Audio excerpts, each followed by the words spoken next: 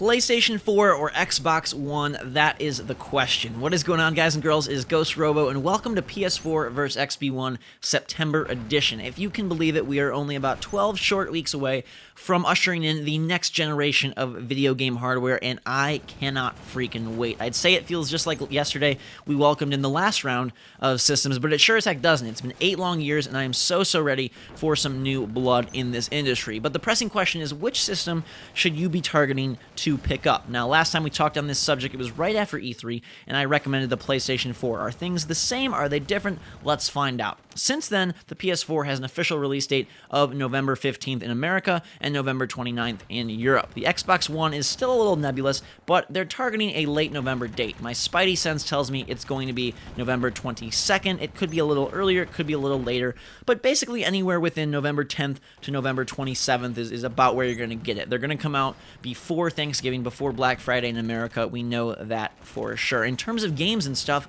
not a whole lot new has been announced, and they've kind of emphasized their focus. Microsoft is very big on exclusives and big money spending AAA lockdowns, and Sony is making a humongous indie push that I think is pretty darn cool. Now, Microsoft has also spent a lot of time in trying to reverse the negative press they had back around E3, climbing out of that hole of negative PR surrounding the whole DRM online issue. And while I felt that the whole digital future, that was very cool and going to lead to some really awesome innovations in the gaming industry, nobody else really seemed to feel that way, and so Microsoft reversed course on just about every policy, making these two systems closer than ever before. And I think that, honestly, the race is closer than ever before. Sure, Sony is leading in every pre-order count, and probably still in the hearts of many gamers, but I think Microsoft is really coming at you pretty hard, and a lot of that has to do with Titanfall. Titanfall is a juggernaut, Titanfall is amazing, and everybody seems to agree. Anyone that I've talked to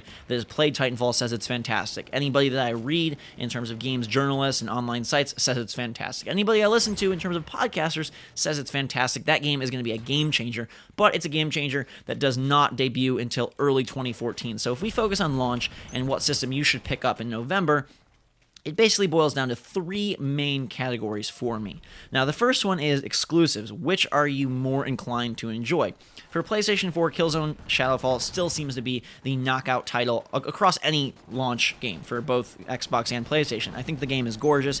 It's by far the prettiest launch game. It has the most next-gen, like, instant appeal, whiz-bang look to it, for sure. Like, that thing is just gorgeous. I love the direction they're taking the single player. For people who weren't as big of a fan of the linearity of 2 and 3, you know, Shadowfall borrows a little bit from Crysis in terms of open levels, multiple objectives. You can complete them in different orders, and the multiplayer looks like so much fun. I've already been a fan of Guerrilla Games for a number of years, and I think this one is really going to deliver. They also have Knack, which I did not enjoy at E3, but I've heard from some people who have played more of the game that it can appeal to a wider range of people. Hopefully that one comes together nicely. They also have Drive Club, and then a bunch of indies. This is where things get kind of interesting, because Sony hasn't announced any new major project since E3. You know, they have The Order. They didn't even show that at Gamescom. They didn't show that at PAX, and we've heard nothing about a new God of War, a new Uncharted. Nada. Zilch, nothing, which I think is very odd. Their entire focus has been on indie, which is super cool. They've locked up some great developers, some awesome games. It's going to be an exclusive home to play things like Rogue Legacy and Fez and blah, blah, blah, blah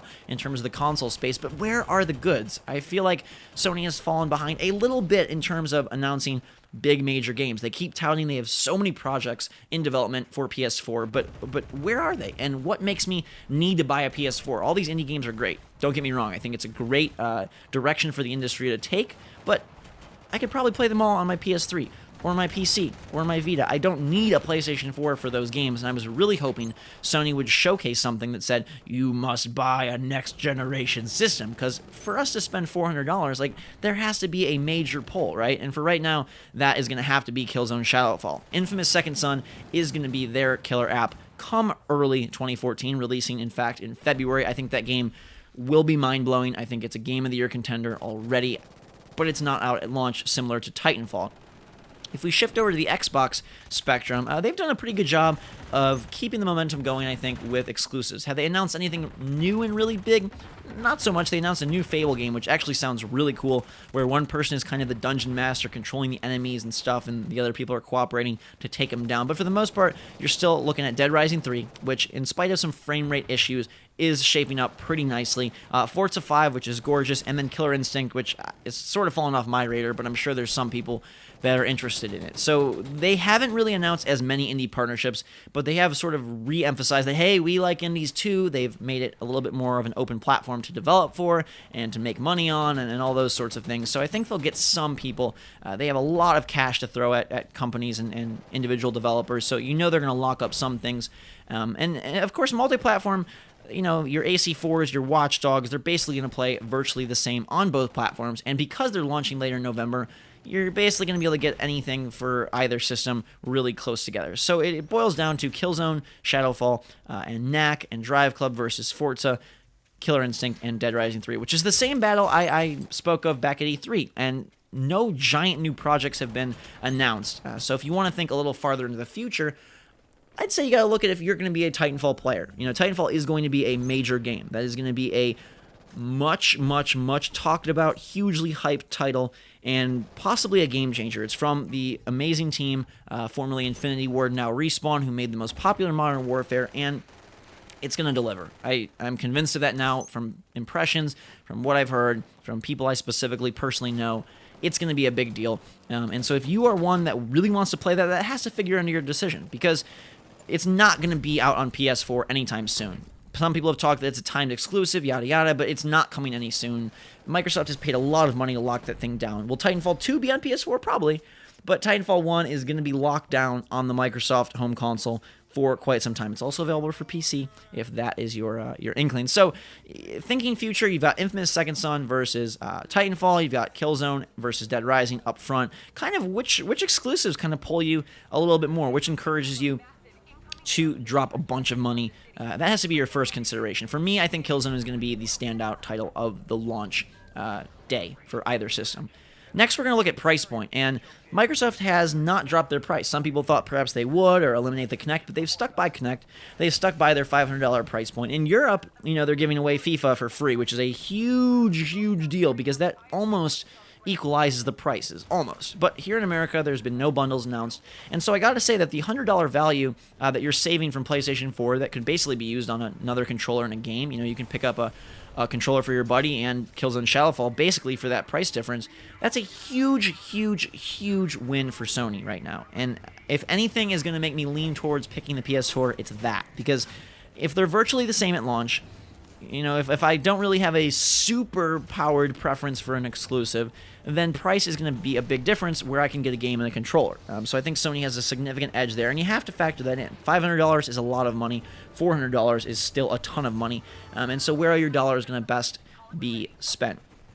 And then sort of the third thing is, how much can you wait? Because it seems like Sony is going to come out first. And for me, when new systems come out, I basically turn into a crazy little kid and I want it now. So if I had to pick, I'd go with PlayStation 4 because I want it first, and it seems like they're going to come out first. I also think Killzone Shadowfall is going to be the best launch game. I also like the $100 price point. Now, earlier this year, I'd say Sony had about a 20 percentage point lead on Microsoft in my mind, from my opinion, when I recommended the PlayStation 4 back in June.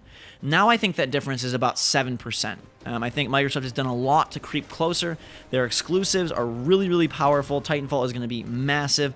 And I like the way that they've tried, in many ways, to be very consumer-friendly. You know, reversing policy, even though it's not my personal preference. It was a lot of people's for them to do that. And trying to court some indies and at least realize, hey, we need to step our game up. I think they've done a nice job of that. Sony not announcing any new projects is significant. I really don't know what the pull to buy a PlayStation 4 is beyond Killzone and Infamous. Like, where are your future projects? Please show us now. They still have Tokyo Game Show. Perhaps they'll debut something there, but most likely not. And we're going to have to wait and see what they have to deliver. Is there things for them to show? I'm sure. Why are they not showing them yet? I don't know. So I think Microsoft's gained a little bit of ground there. And then, you know, just with kind of the online space, and this is sort of the the fourth piece of the puzzle that may or may not matter to you. Where are your friends going to be playing? Where is your community? Is it going to be people transitioning from 360 to Xbox One? People going from PS Plus on PS3 to PS Plus on PS4? That matters a lot. Where are your friends going to be playing? And there's sort of the hidden option, which is not to buy either. And I think that's perfectly valid this fall. You know, you're going to be able to play GTA and Assassin's Creed and Watch Dogs and all these great games on your current systems. Mario, Zelda, DK, if you're a Wii U person. You don't really need to buy a system. So if you can't afford one, if you're still undecided, don't feel too bad about sticking with current gen. I think almost more so than ever before, because there's so many cross-gen games, it's okay to stick with 360 or PS3 this fall. I really, really believe that. Until Infamous and Titanfall come out and they sort of more define which system is going to take the lead, which system is going to be, you know, what and what, I think it's okay to stick with what you have right now. You're going to have plenty more money to spend on stuff like Arkham Origins, and that might be your best preference. And if that's what you choose to do, that's perfectly fine. I don't think you should feel ashamed about it.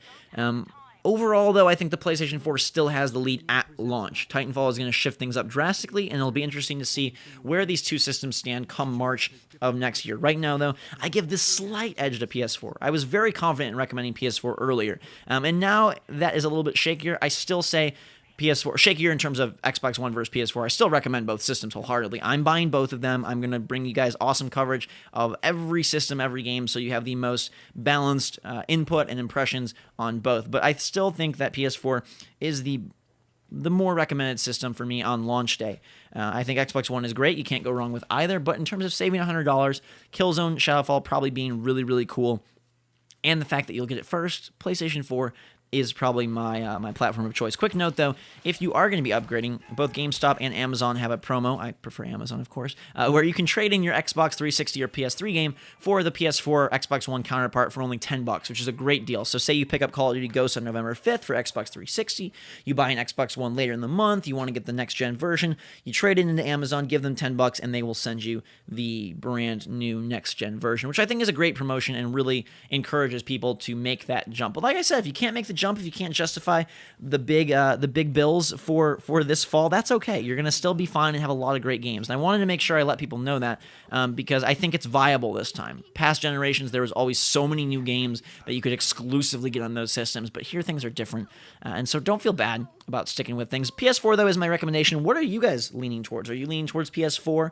PS4 is my recommendation. Are you leaning towards PS4? Are you leaning towards Xbox One? So many numbers, so many letters. Sometimes it gets confusing, but I'm curious to see where you guys are planning on putting your money down. Let me know in the comments below. Hit that like button if you're excited for next gen. Add your favorites if you're as pumped as I am, which is so stupid excited. We're only like 11 or 12 weeks away to having these things in our hands, which is so cool and so exciting, and I cannot wait. It's going to be an exciting next few months. The systems are closer together than ever before, but overall, I still stand by my PlayStation 4 recommendation, and as of right now, that is the Ghost Robo seal of approval for what I recommend for you to pick up on launch day. Can't go wrong with either. Stick with your friends and your community. Consider the price point, look at the exclusives, and make the best darn choice possible. Until that time, though, guys and girls, thanks so much for watching. Hope you enjoyed the video. Till next time, we will see you all later.